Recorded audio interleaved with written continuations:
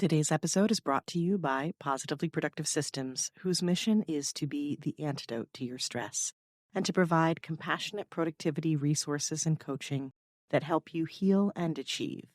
Be sure to check out both free and paid resources at positivelyproductive.com/resources. So I ask you, are you getting stuff done on that to-do list, or is it just growing each day? Are you using it to be productive or to see how busy you can be? Does it track what you truly need to do, or exist to remind you of how much you aren't getting done?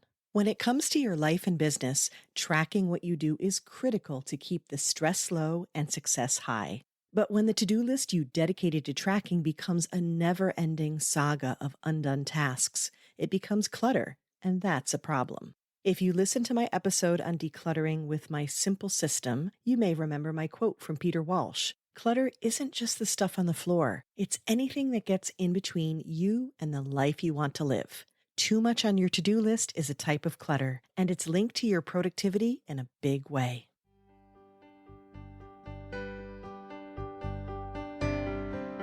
You're listening to the Positively Living Podcast.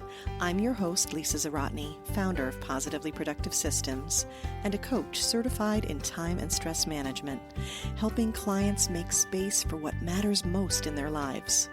Join me each episode and we'll talk about decluttering, stress management, habits, personalized productivity, gratitude, and so much more. I understand the overwhelm of life because I'm a wife, mom to kids and cats, and a former caregiver.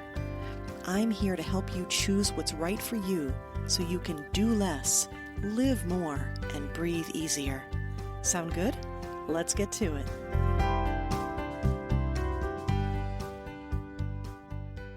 Welcome, everyone, to the Positively Living Podcast. I'm your host, Lisa Zawrotny, founder of Positively Productive Systems and a productivity coach certified in time and stress management. I use simplicity, self-awareness, and systems as a way to help multi-passionate creatives boost productivity, balance business and family, and do it all simply and sustainably so they can avoid burnout. I do this because I've lived it, the precarious balancing and the burnout. I survived my own chaos and clutter, grief, trauma, and eventual burnout when I was a caregiver for my mom while pregnant twice. At one point, I was caring for my mom, an infant, and a toddler, and trying to run a business. Yeah, I get it. And that's why I do what I do now. I was so overwhelmed during that time, and I would love to ensure that other women, especially moms and business owners, never have to go through what I did in the way that I did. I know I can't control what life throws at you, but I can teach you how to manage it and select the best tools to help. To-do lists are one of them, if done the right way, and I'm excited to talk about that with you today. Before we dig in, I wanted to share that this episode is sponsored by the Positively Productive Strategy Session. This heart-opening, mind-expanding, goal-setting session gives you the clarity you need to determine your best steps forward. If you're feeling frustrated, anxious, stuck, overwhelmed, disorganized, stressed, this is the place to start. Book this session whether you're new to coaching or life's gotten off course and you need a productivity tune-up. The best part is you don't need to know what you need. You only need to know it's time for support. We'll discover together what's happening and create a strategy especially for you that works for you. Go to positivelyproductive.com/strategy and be sure to use promo code PODCAST for a very special listener discount.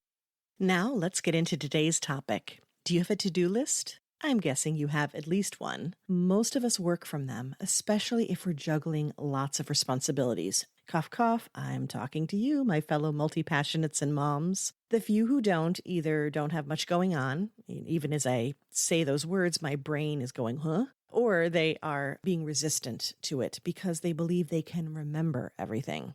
I'll call that one out another day and stick to the topic of how to tackle one. But I'll quickly remind the list resistors of what David Allen says.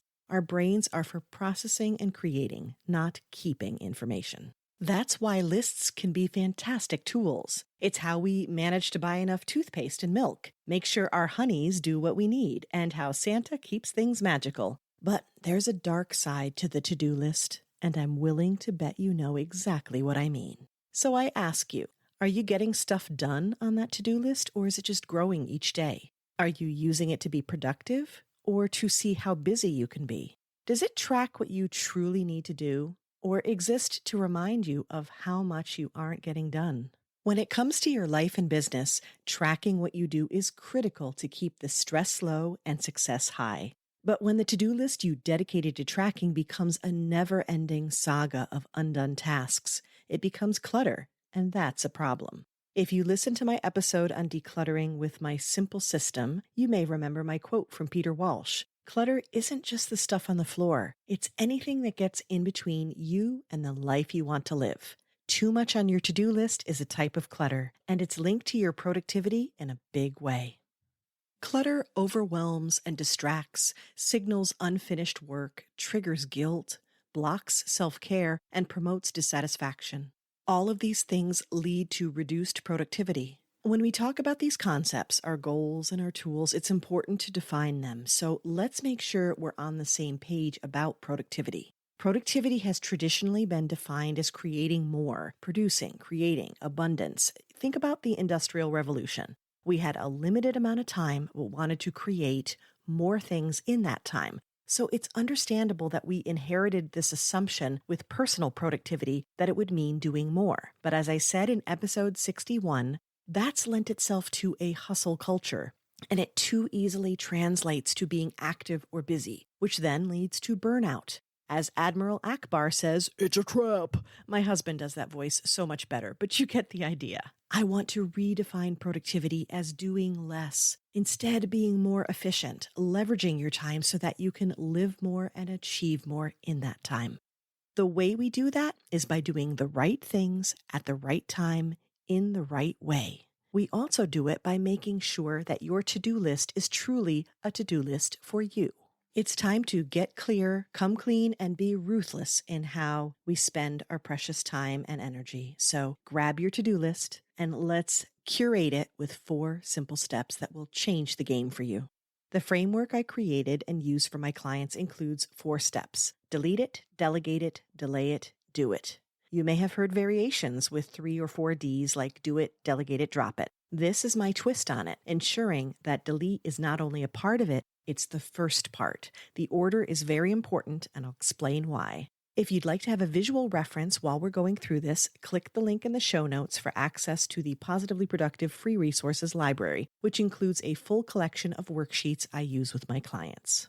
Step 1, delete it. This is the declutter first philosophy you have heard from me if you've spent any time with me. Do not organize what you do not intend to keep. Do not list what you don't intend to do. Think about it. You have something on a list that never gets done. What a waste of energy, right? It cues guilt and frustration, and it distracts you from what you need to get done. You have good intentions, but be realistic. Remember I used the word ruthless? This is the time. Ask yourself, does it apply? Does it fit my mission? Does it still make sense? Does it excite me? When you're strategic planning, you're creating a filter for what belongs and why.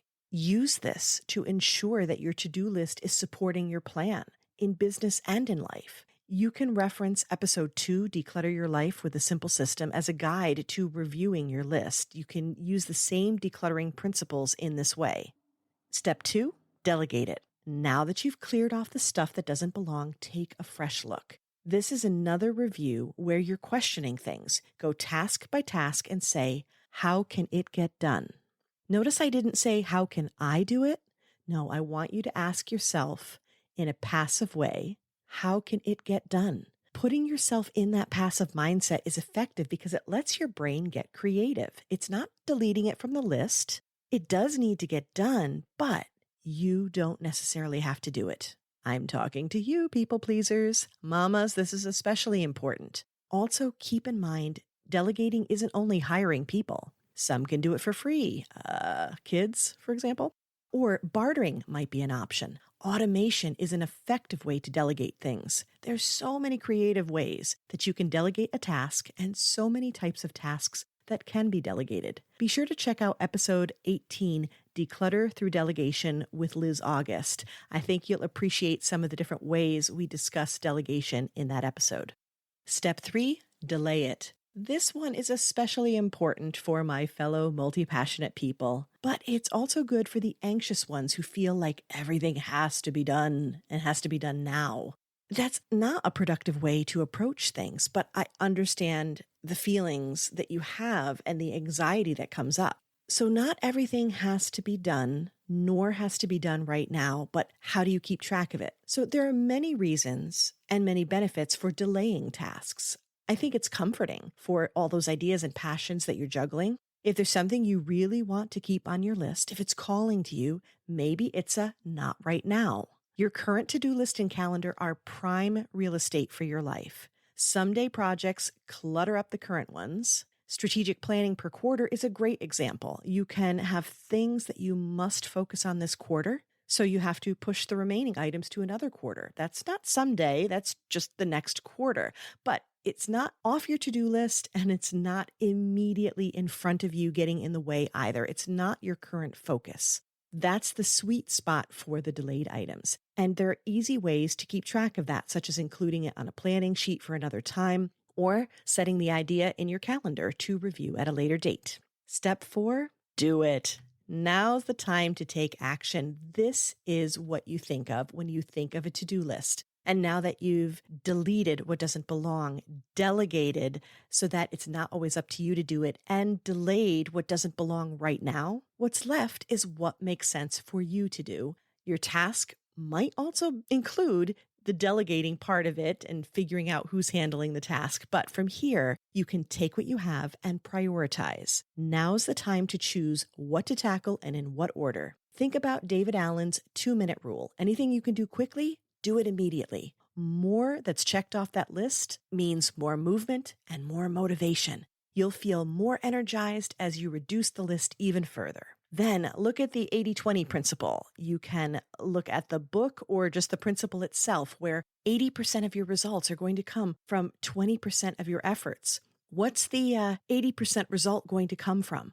Or The One Thing by Gary Keller. What will be the big domino that's going to knock the other things over? If it's a big task, you split it up and schedule it. Let me give you the quote by Gary Keller that I absolutely love. This is something you can take with you today. What's the one thing I can do such that by doing it, everything else will become easier or unnecessary?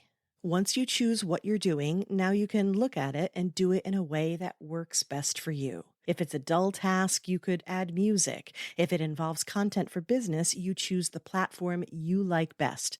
That's why I have a podcast and not a blog. You can also choose when to do it, so you're approaching the task with the best focus possible. When to do something, how to do it. These are all things that I work on with my clients because that's how you can become most efficient in what you're tackling.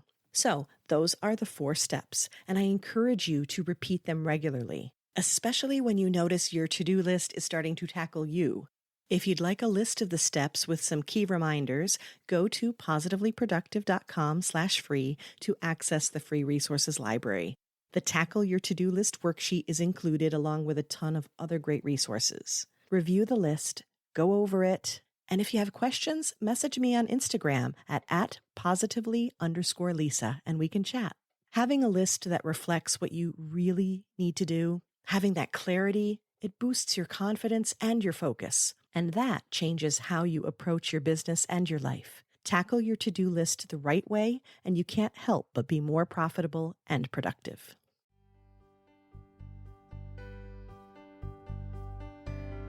Thank you for joining me today. Your time is precious and limited, and I'm honored you chose to spend it with me.